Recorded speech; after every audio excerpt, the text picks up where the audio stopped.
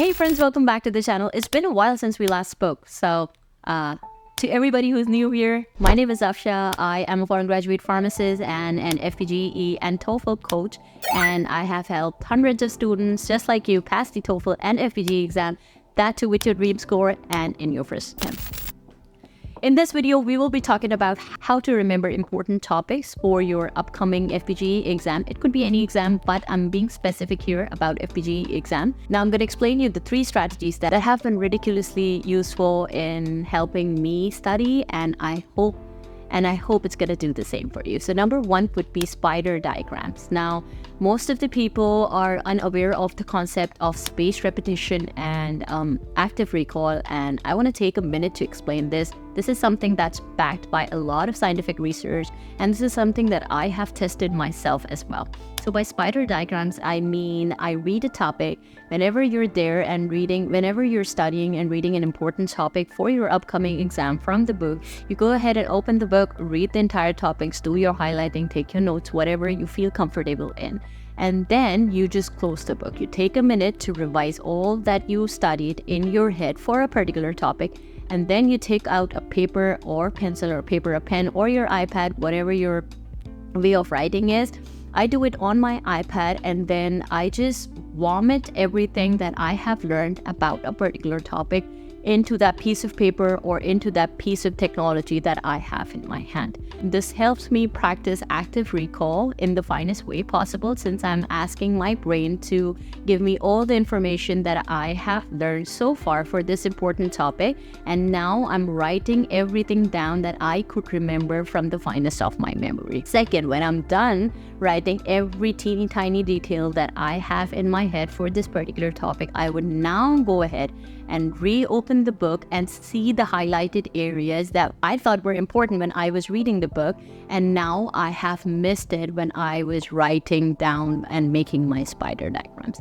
I would then change the color of the pen, or in case here I'm using an iPad, so I would just change the color of the ink, and I would just write it in maybe red or any other color, and then I would just change the color and write the stuff that I didn't know or couldn't remember from the top of my memory to the piece of paper or on iPad. What this helps me do is that this helps me remember the points that I couldn't remember when I was writing or making these spider diagrams. Reviewing the same topic again, this makes my brain very focused towards the topics or towards the points that I miss, and I'm more likely to remember them on my second attempt. Now, the second technique that I use to remember all the important stuff is using active recall. And you don't need to, and honestly, you don't need to make it look fancy, or you don't need to make it so hard that you just procrastinate when it comes to practicing.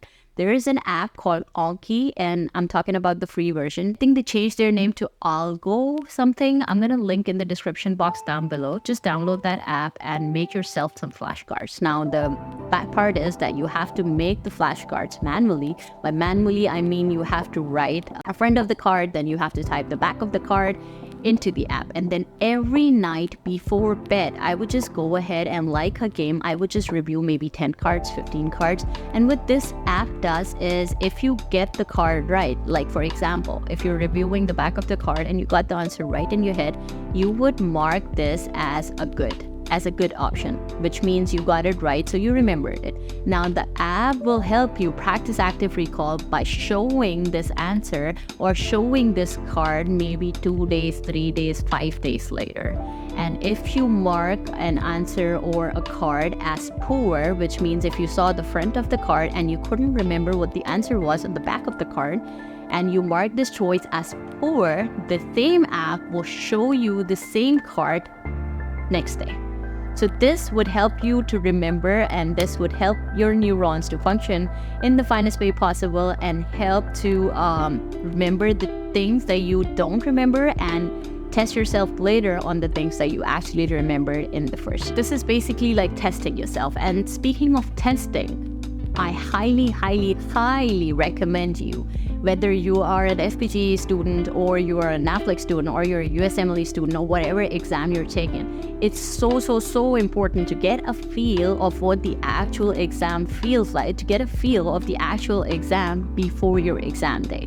And how do you do that? By testing yourself with the sample papers. Past papers is something that you call a prep test bank or mock test.